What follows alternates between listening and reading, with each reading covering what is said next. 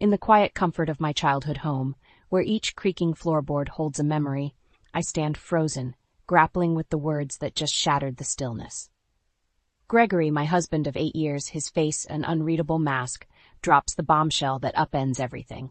Lydia, it's decided. Alara is moving in and your mother needs to go to a nursing home. If you're not okay with that, we can always divorce, he states coldly. Behind him, Alara, his sister, smirks with a venomous glee that chills me to the bone. Their cruelty, stark and unapologetic, feels like a physical blow. I've always believed in the sanctity of family, in the bonds that were supposed to be unbreakable. But here I am, watching those bonds fray and snap before my very eyes. My mother, frail and vulnerable since Dad's passing, has become a mere inconvenience in their scheme. Divorce? The word tastes bitter as I spit it out, disbelief lacing my voice. You'd throw away our marriage all for her? Gregory shrugs, his indifference a sharp contrast to the tempest raging inside me. Lydia, it's simple. Alara needs a place to stay, and frankly, your mother is just taking up space. We need to think practically. Practically? The audacity of his words stings. This house, brimming with decades of love and laughter, reduced to mere square footage in his eyes. I glance at my mother, sitting in her favorite armchair, a look of utter defeat etched on her face. The image of her being sent away, discarded like an old piece of furniture, ignites a fire within me. Fine, I say, my voice steady despite the turmoil inside. If divorce is what you want, Gregory, then you'll have it. But know this, I will not let you toss my mother aside like she's nothing. Gregory's eyes widen in surprise. Clearly, he hadn't expected me to call his bluff. Alara's smirk falters, her confidence shaken. In that moment, a plan begins to form in my mind. A plan to not only escape this toxic marriage, but to expose their callousness for what it truly is. They think they can manipulate me, break me down, and cast aside the people I love most. They're sorely mistaken. As I head to my room, the words of my father echo in my mind, a mantra of strength and resilience. Never let anyone dim your light, Lydia. Stand tall, even in the darkest of times. Tonight, as I lay in bed, I'm not just planning a divorce. I'm planning a reckoning. Gregory and Alara have awakened a side of me they'll wish they hadn't. I'll protect my mother and our home, no matter what it takes. This is more than just a marital dispute. It's a battle for dignity, for respect, and for the sanctity of the home I've loved my whole life. They may have declared war, but I'm more than ready to fight back. The morning light filters through the curtains, casting a warm glow over what feels like the aftermath of a storm. Today, the battle lines are drawn. I'm not just fighting for my mother's dignity. I'm fighting for my own. I start the day with a phone call to a lawyer, my voice steady but my hands trembling. The lawyer, a woman named Miss Hernandez, listens intently as I explain the situation. Mrs. Graham, we can start the divorce proceedings immediately, she assures me. And regarding your mother, we'll ensure she stays right where she belongs. Her words are a balm, and for the first time since Gregory's ultimatum, I feel a flicker of hope. As I hang up, I'm met with the sight of Gregory and Alara in the kitchen, their laughter grating against my nerves. Alara, perched on a stool, is flipping through a magazine, while Gregory prepares breakfast with an air of forced normalcy. Good morning, Lydia, Gregory says, his tone casual, as if our world hadn't just crumbled. I've contacted a lawyer, I reply, my voice devoid of emotion. We're getting a divorce, Gregory, and my mother is staying. Alara's eyes snap up from her magazine, her earlier smugness replaced by shock.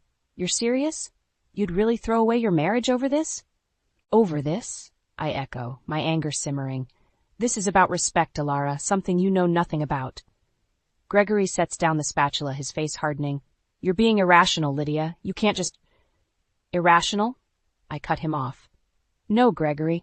What's irrational is expecting me to abandon my mother for your sister's convenience. The tension in the room is palpable, a silent war raging with every word exchanged. My mother shuffles into the room, her presence a reminder of what's at stake. Lydia, is everything all right? She asks, her voice frail. Everything's going to be fine, Mom, I assure her, my resolve strengthening. Gregory and Alara exchange a look, a silent conversation that speaks volumes. They had underestimated me, and now they're scrambling. In the following days, the house becomes a battlefield of silent glares and unspoken words. Alara's presence, once just an annoyance, now feels like a constant provocation. Every smug smile, every dismissive gesture fuels my determination. The day I receive the divorce papers, my hands shake as I sign them. There's no joy in this victory, only a deep sense of loss for what could have been. But as I watch Gregory's face fall when I hand them to him, I feel a surge of empowerment. "This is what you wanted, isn't it?" I say, my voice steady. "Freedom from us, from responsibility. Well, you've got it." Gregory's response is a mumbled excuse, a feeble attempt to justify his actions. But I'm done listening. I'm done being the one who bends. As I retreat to my room, the reality of what I've set in motion hits me. There's no turning back now, but in this moment of solitude, I don't feel fear or regret. I feel a fierce sense of pride. I am Lydia Graham, and I will not be broken. Not by Gregory, not by Alara, and certainly not by the cruel hand fate has dealt me. This is just the beginning. The real battle is yet to come, and I am ready for it. The days following the initiation of the divorce proceedings feel like navigating a minefield in what used to be my sanctuary. Gregory's aloofness and Alara's scornful glances are constant reminders of the battle I'm embroiled in. But I refuse to be intimidated in my own home. A week later, I'm sitting across from Miss Hernandez in her office, the divorce papers spread out like a map of a battlefield. "The good news," she begins, her eyes scanning the documents, "is that you have a strong case for keeping the house, especially given your mother's condition." I nod, a mixture of relief and sorrow washing over me. This house, once a symbol of familial warmth, has become the core of my struggle. "But," Miss Hernandez continues, "there's something unusual. It seems Gregory has significant debts, ones he's kept hidden." "Debts?" The word hits me like a wave. Gregory's secretive phone calls and sudden expenses now make a chilling sense. The realization that he's not only betrayed my trust but also endangered our financial security is a bitter pill to swallow. "Can he claim the house because of these debts?" I ask, my voice barely above a whisper. "It's unlikely, given the circumstances. But we need to be prepared," she replies, her tone firm yet reassuring. Armed with this new information, I return home, my mind racing. The sight of Alara lounging in the living room, her feet disrespectfully propped up on the coffee table, ignites my anger. "Enjoying yourself?" I ask, unable to mask my contempt. Alara looks up, her eyes cold. "Oh, I'm just getting comfortable. After all, it's going to be my home soon." Her smugness is like a slap in the face, but I stand my ground. "Actually, Alara, you might want to start looking for another place. The house isn't going to be part of the divorce settlement." Her smirk fades, replaced by a flicker of panic. "What do you mean?" Gregory said. "What Gregory said and what's legal are two different things," I cut her off. "And while we're at it, let's discuss your brother's hidden debts." Alara's face drains of color. "Debts? What are you talking about?" "Oh, don't play dumb, Alara. It's unbecoming," I retort. "Gregory's financial troubles are going to complicate things for both of you." For the first time since she arrived, I see uncertainty in Alara's eyes. The revelation of Gregory's debts seems to have shaken her confidence, her facade of control slipping. Gregory walks in at that moment, his face a mask of confusion. "Lydia, what's this about debts?" "Ask your brother, Alara. He seems to have been keeping secrets from both of us," I say, turning to leave the room. As I walk away, I can't help but feel a sense of satisfaction. The tables are turning, and for once, Gregory and Alara are the ones caught off guard. But this is more than just a game of one-upmanship. It's about justice, about reclaiming my life and protecting my mother. Gregory and Alara may have thought they could control me, but they're about to learn just how wrong they were. The battle lines have been drawn, and I'm not just defending my ground, I'm advancing. The following days are a blur of cold exchanges and tense silences. Gregory's once familiar presence now feels like an oppressive cloud hanging over the house. Alara, though visibly shaken by the revelation of the debts, clings to her disdainful attitude. But their veneer of confidence is cracking, and I intend to shatter it. One evening, a week after my meeting with Miss Hernandez, I receive an unexpected phone call. It's from Posey, my mother-in-law. Her voice, usually laced with subtle barbs, now trembles with unease. "Lydia, we need to talk. Can you come over?" she asks, a note of desperation in her tone. The next day, I find myself at Gregory's parents' house, a place I had once considered a second home. The door opens, and Posey stands there, her usual poise replaced by a nervous fidgeting. "What is it, Posy? Why the sudden need to talk?" I ask, stepping inside. In the living room, the air is thick with tension. Posy wrings her hands, a clear sign of her anxiety. "Lydia, we heard about the divorce and the debts. Gregory never told us." "Seems he didn't tell anyone," I reply, my words sharp. Posy sighs, the weight of her son's actions bearing down on her. "Lydia, please, is there any way this can be resolved without all this mess?" I can't help but feel a bitter satisfaction at her discomfort. This was the woman who had subtly undermined me at every turn, who had always favored her son's whims over my well-being. "Posy, you're asking me to overlook your son's betrayal, his lies, and his attempt to throw my mother out of her own house. You think that can just be swept under the rug?" I demand, my voice rising. Posy flinches, the reality of my words hitting her hard. I didn't know about all that," she stammers. "That's the problem, Posy. You never knew, or perhaps never wanted to know. Gregory and Alara's actions are a reflection of what they've been taught, what they've been allowed to get away with," I say, my gaze unwavering. For a moment, Posy seems lost for words, the veneer of the matriarch crumbling before me. Then, with a heavy sigh, she speaks. I'm sorry, Lydia. I didn't realize." As I leave their house, Posy's apology echoing in my ears, I feel a complex mix of emotions. Anger, certainly, at the years of subtle jabs and favoritism, but also a sense of closure, of having spoken my truth to the woman who had, in many ways, enabled Gregory's behavior. This isn't just a victory in the battle of the divorce, it's a personal victory, a reclaiming of my voice and my worth. Gregory and Alara may have started this war, but I'm the one who's going to end it. And as I drive back to my house, to the life I'm fighting to protect, I know one thing for certain. I am not the same woman they thought they could control. I am stronger, fierier, and more determined than ever. The real battle is just beginning, and I am ready for it. The finalization of the divorce arrives like a storm, fierce and liberating. Gregory's signature on the papers is more than a legal formality. It's the end of a chapter filled with betrayal and the beginning of a new narrative written on my terms. In the aftermath, I find myself standing in the now quiet house, a sense of solemn victory washing over me. The property is mine, and my mother's place in her own home is secure. But the win is bittersweet. The house feels larger, emptier. Alara had moved out the day before the divorce was finalized, her departure marked by a sullen silence that was a stark contrast to her usual brashness. As she left, our eyes met, and for a fleeting second, I saw something that resembled regret. But it was gone as quickly as it appeared, replaced by the familiar scowl. In the weeks that follow, I focus on rebuilding. The house undergoes a transformation, each change a step towards reclaiming my space. Fresh paint, new curtains, and the removal of everything that reminds me of Gregory and Alara. My mother watches this process, her eyes reflecting a mix of sadness and relief.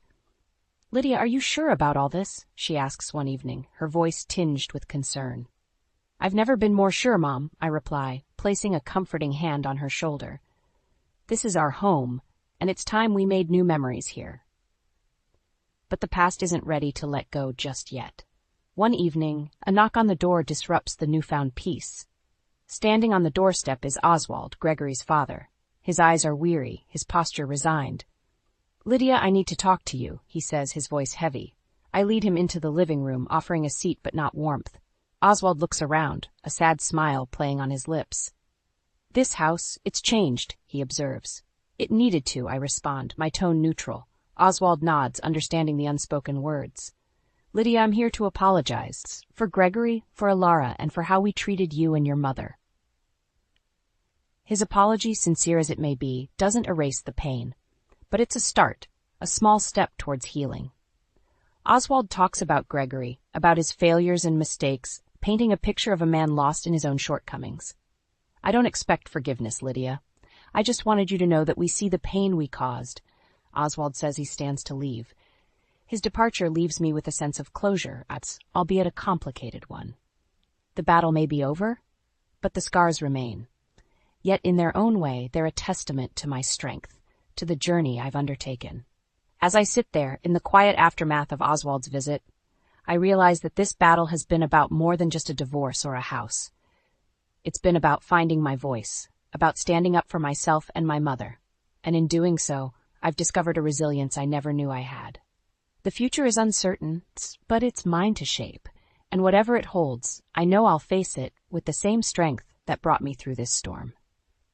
Life after the divorce settles into a new rhythm, a dance of healing and rediscovery.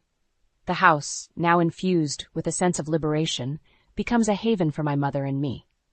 But just when I start to believe that the storm has passed, the winds of the past swirl back into my life. It happens on a quiet Tuesday evening.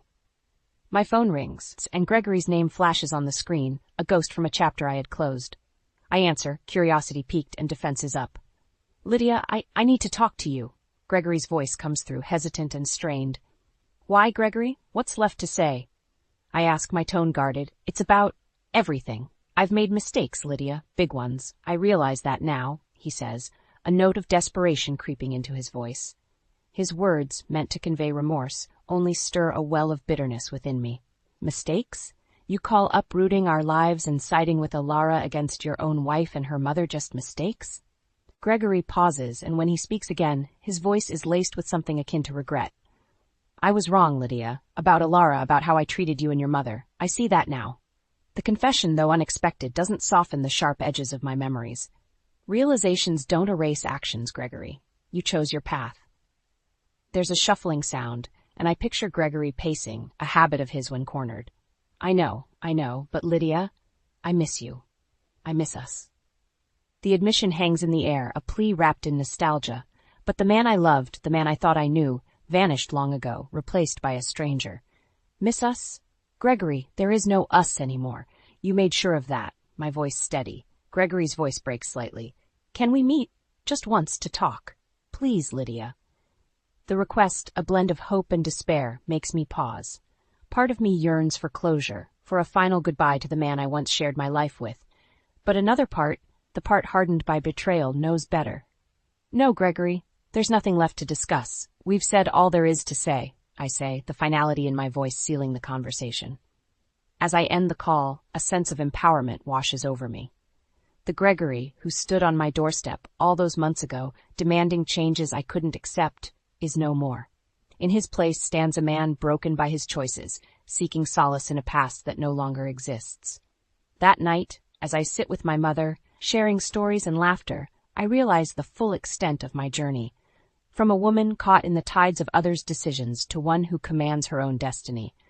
The road ahead is mine to travel, with its twists and turns, its shadows and lights. But one thing is clear.